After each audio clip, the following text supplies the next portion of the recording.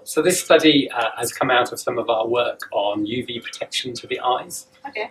So there are some contact lens brands that have a UV filter in, but some that can't have a UV filter in because of the way they produce the contact lenses. They actually use UV to cure the material. And companies are very interested whether this gives health benefits. Because of course we know that UV is very damaging to your skin, UVC more cancer related, but not much of that gets through to the Earth's surface. UVB burns the skin, we get a bit of that, and lots of UVA. So with this study we're looking at contact lens wearers, those which wear UV blocking lenses and those that wear lenses without UV blocking or minimal UV blocking to see whether there are any differences. We did a pilot back in the UK probably about 2 or 3 years ago now, and one of the things we were interested in is, does any of this UV get back to the retina, the macula? And in theory, very little gets back, but actually if you look at the studies that say that very little UV gets back to the retina, they're not very good studies, unfortunately, very low numbers of subjects. So really, if we believe them, then actually macular pigment probably shouldn't change at all.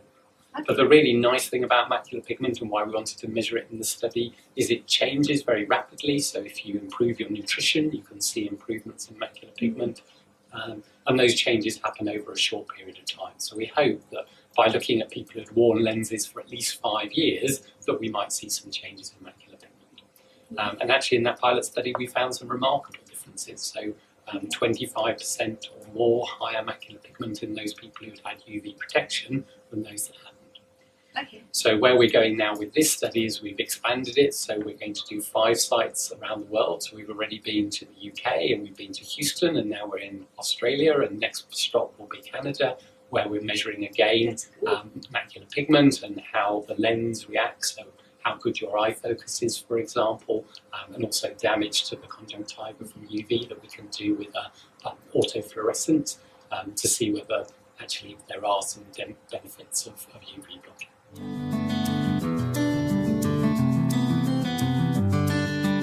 So, as I said, macular pigment changes quite quickly, and unfortunately the other alternative would be to wait for these patients to develop macular degeneration, which could be 40, 60 years. So macular pigment is like a blue filter in the eye, and it can be measured in a number of different ways, but actually the psychophysical ways that the MPS do seem to be very reliable and easy to use, and again the instrument is nice and portable as well. So it seems to be an effective, quick way of working out how good that blue filter is in someone's eyes, and therefore it tells us how good their intake has been of things like lutein and zeaxanthin.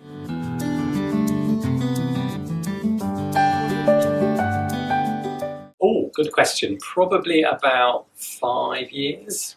So we worked a little bit with the original MPS instrument and then the MPS II.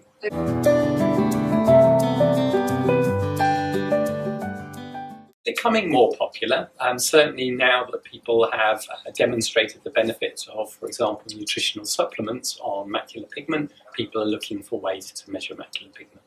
It's not all practices, probably more the specialised practices that spend a little bit more time with their patients. But again, it's another service that we can offer patients to measure their macular pigment. It gives them a number, and patients like a number to know whether they're getting better or not. And particularly because our diet isn't that fantastic anymore in general. People who have a very good diet, actually their macular pigment is naturally very good and the supplements don't make much difference. But for the rest of us who tend not to eat so well, then actually things like nutritional supplements can make a difference, and we can see that if they've got the lutein and zeaxanthin in terms of the macular pigment that we measure.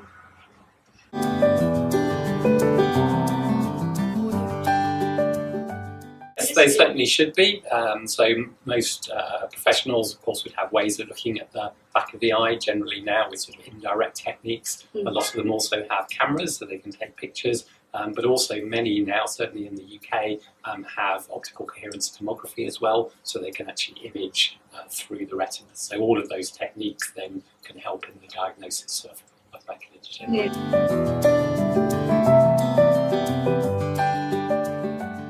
I think it's important. People are very worried about it. The press now know about macular degeneration as a condition, and of course people are very worried about vision because it's such an important sense to them.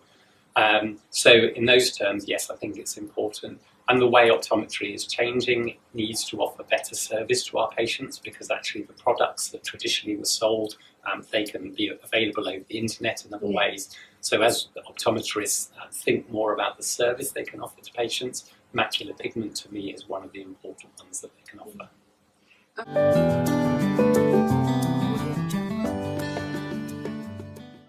That's a very good question. I would say relatively early, because again, it does go with your diet, and what we don't know, and we don't have any research that shows, is how long do you need a good macular pigment for the protection to happen. Yeah. But arguably, I would say probably the longer the better. And also there's some very interesting new research now to say that actually your macular pigment levels are related to your level of alertness. And considering we all want to be alert in our daily lives, etc., again, that sort of suggests the link between good nutrition and a healthy body and macular pigment. So macular pigment may actually offer another way of actually talking about people's general health, and easy ways that they can improve that.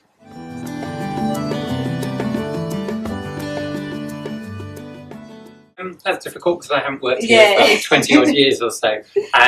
But certainly there's good opportunities for Australian optometrists to get involved in macular pigment, particularly in those stores where they want to spend a bit more time and offer patients a bit more. It's very quick to do, which is nice. And as I say, it gives the patients a number and a reason to come back to that practice so they can have it followed up. So as part of a business model, it seems to make a lot of sense to offer a service like this.